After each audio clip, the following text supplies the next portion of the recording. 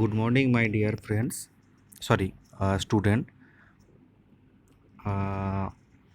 আজকে আমরা যে টপিকটি নিয়ে আলোচনা করব ডিজাইন আর স্টিল স্ট্রাকচারের কম্প্রেশন মেম্বার নিয়ে। ঠিক আছে, আমি অনিমেষ রায়, জিএসএম পলিটেকনিকের সিভিল ডিপার্টমেন্টের একজন লেকচারার। ওকে, তো চলো স্টার্ট করা যাক। আমি এর আগের দিন তোমাদের কম্প্রেশন মেম্বার নিয়ে কম্প্রেশন মেম্বারের যে ক্রাইটেরিয়াগুলো আছে বা যেগুলো দিয়ে আমরা কম্প্রেশন মেম্বার ডিজাইন করব সেই সম্বন্ধে আমরা জাস্ট কম্প্রেশন মেম্বার একটা ব্রিফ আইডিয়া দিয়েছিলাম। ঠিক আছে, তো আজকে আমরা যেগুলো করব জেনারেলি, যে একটা কম্প্রেশন মেম্বার ডিজাইন করতে গেলে আমার কী কী দরকার, ঠিক আছে, সেইগুলো আমরা দেখে নেব। না, প্রথমে জানবো আমরা কম্প্রেশন মেম্বার কী। ঠিক আছে, বলছে the structural member carrying axial compression only without bending আর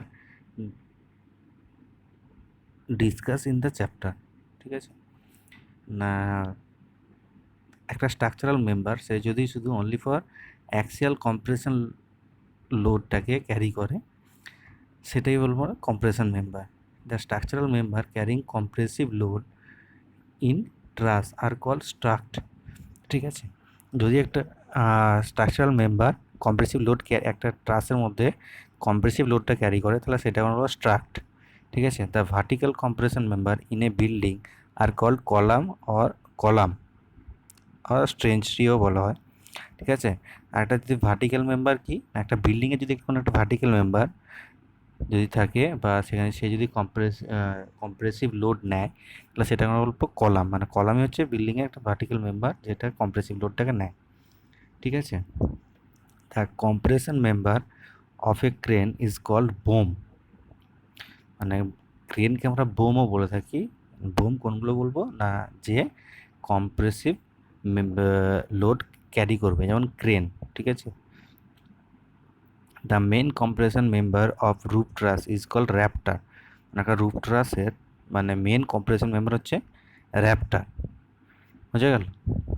তাহলে আমরা বুঝলাম কম্প্রেশন মেম্বারগুলো আমাদের জেনারেলি কোথায় কোথায় ইউজ হয় এবং কীভাবে সেই মানে সেটাকে ইউটিলাইজ করা হয়।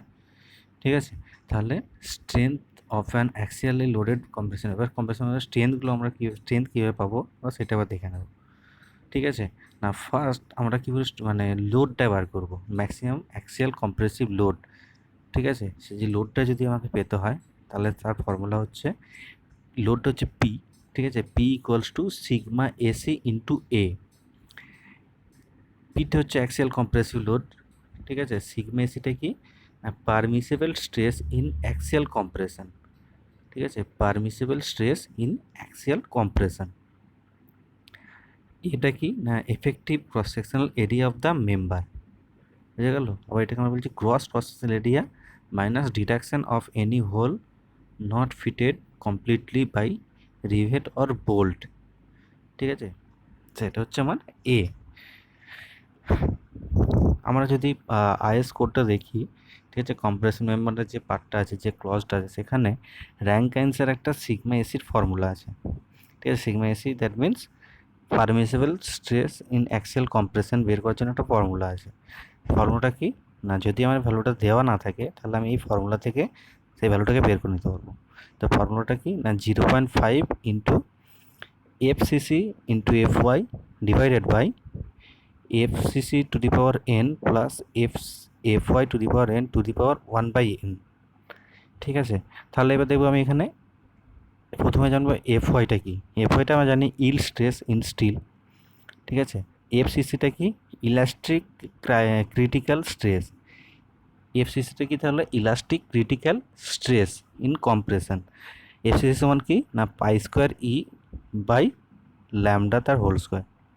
ঠিক আছে, তাহলে এখানে ইটা কি না, মডুলাস অফ ইলাস্টিসিটি।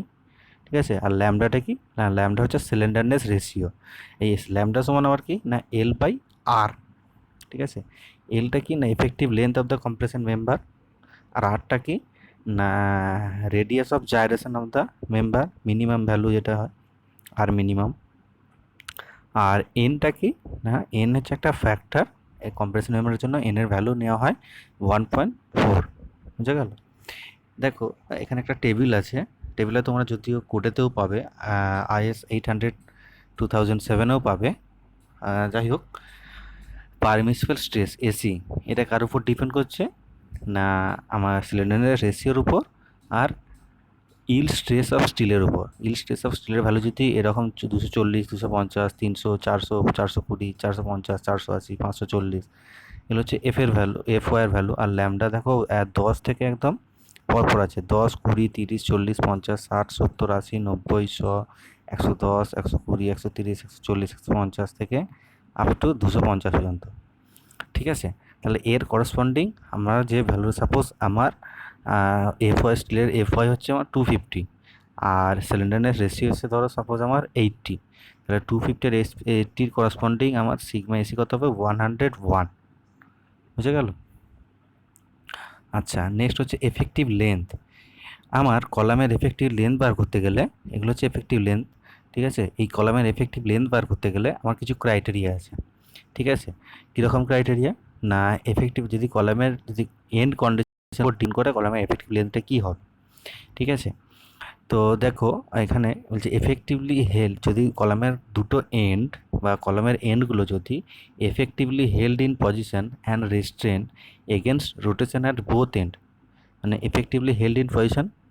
ঠিক আছে, আর হবে কি রেস্ট্রেন এগেন রোটেশন, দুটো এন্ডে যদি এরকম কন্ডিশন হয় তাহলে কি হবে আমার কলামের যে ওভারঅল লেন্থ আর এফেক্টিভ লেন্থের ডিফারেন্স হবে।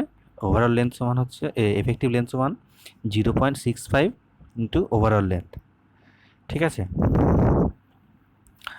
নেক্সট হচ্ছে যদি effectively held in position at both end restrained against rotation at one end, মানে একটা এন্ড যদি আমার রোটেশনটা রেস্টেন্ট থাকে, একটা এন্ড যদি ফ্রি থাকে, আর দুটো যদি মানে ফিক্সড থাকে এন্ডগুলো, তাহলে কী হবে না 0.8L।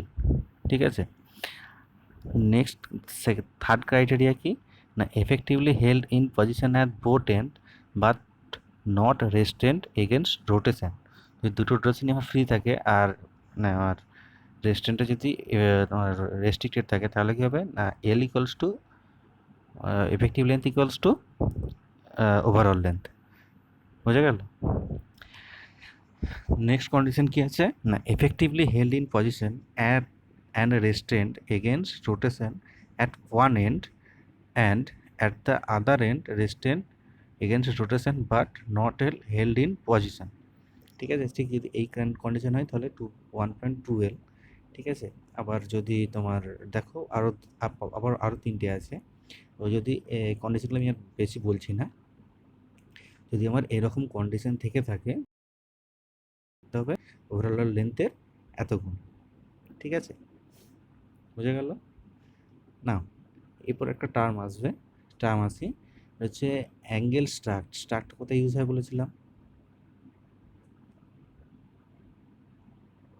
ট্রাসে। ঠিক আছে, তাহলে এই স্ট্রাক্টের ডিজাইন যদি আমাদের নেই, তাহলে স্ট্রাক্টটা কী জিনিস সেটা আমাদের দেখে নিই। হচ্ছে angle struct, for angle struct the design specification R strictly different. এদের এই অ্যাঙ্গেল স্ট্রাক্টের স্পেসিফিকেশানগুলো আবার মানে ডিজাইন স্পেসিফিকেশান একদম ডিফারেন্ট, কলামের মতো না, মানে কম্প্রেশন মেম্বারের মতো নয়। ঠিক আছে, সেইটার এটা কোথাও দেওয়া আছে না টেবিল নাম্বার 5.3-তে। আর যেমন এটা যেমন লেন্থেরটা দেওয়া আছে effective length of the column বা কম্প্রেশন মেম্বার, স্ট্রাকচারটা আছে টেবিল নাম্বার 5.3, আর আছে ট্রাস। In case of bolt, rivet or weld, truss and braced frame, the effective length of the compression member is taken between 0.7 to 1 times of the distance between center of intersection, depending upon the degree of restraint provided. ঠিক আছে, আবার বলছে না in case of member of a truss buckling in the plane of the truss or perpendicular to the plane of the truss, the effective length is taken as 1 times of the distance between the point of restraint. ঠিক আছে, maximum slander ratio কী হবে? Maximum slander ratio একটা criteria আছে। ঠিক আছে, যদি মেম্বারটা আমার compressive load carry করে, compressive load resulting dead load, মানে ডেড লোড আর লাইভ লোডের জন্য যে কম্প্রেসিভ লোড যেটা ক্যারি করবে সে তার জন্য সিলিন্ডার রেশিও ম্যাক্সিমাম হবে আমার 180। বুঝে গেল? আর যদি উইন্ড লোড বা আর্থকুয়েক লোড ক্যারি করে তাহলে হবে 250। আর member normally carry a tension but not subject to reversal stress due to wind or earthquake, তাহলে কথা হবে 350। ঠিক আছে, এটা ভালো করে মনে রাখতে হবে। নেক্সট আসি, compression member compose of two components back to back. Number one হচ্ছে ট্রেকিং রিভেট। ট্রেকিং রিভেট কোনগুলো না, a compression member composed of two angle channel or tees back to back in connect or separate by a small distance should be connected together by riveting, bolting or welding so that slenderness ratio এগুলো হবে। এটা হচ্ছে আমার স্ট্রাক্টের জন্য। ঠিক আছে, slenderness ratio of each member between the connection is not greater than 40 nor greater than 0.6 times the most unfavorable slenderness ratio of the whole struct। ঠিক আছে, এটা স্ট্রাক্টের condition. In no case should the spacing of trekking rivet in a line exceed 600 millimeter for such member, that is two angle channel or tees placed back to back। মানে ওদের channel আমার যদি টি থাকে তার যে কানেকশানটা হবে অ্যাঙ্গেলে হচ্ছে ব্যাক টু ব্যাক কানেকশান হবে। বুঝে গেল? নেক্সট হচ্ছে other type of built up compression member says where cover plate are use. যদি আবার কভার প্লেট ইউজ হয়, ঠিক আছে, the pitch of tacking rivet should not exceed. Tacking রিভেটের পিচ কত হবে, মানে এক্সিড হবে না 32 T or 300 mm, which ever is less, where T is the thickness of the thinner outside plate where plate are exposed to weather। ঠিক আছে, যদি আমার ইনার মানে যদি ইনার সাইডে না থাকে, ঠিক আছে, যদি ওয়েদারের সঙ্গে এক্সপোজ থাকে তাহলে কী হবে না 60T or 200 which ever is less.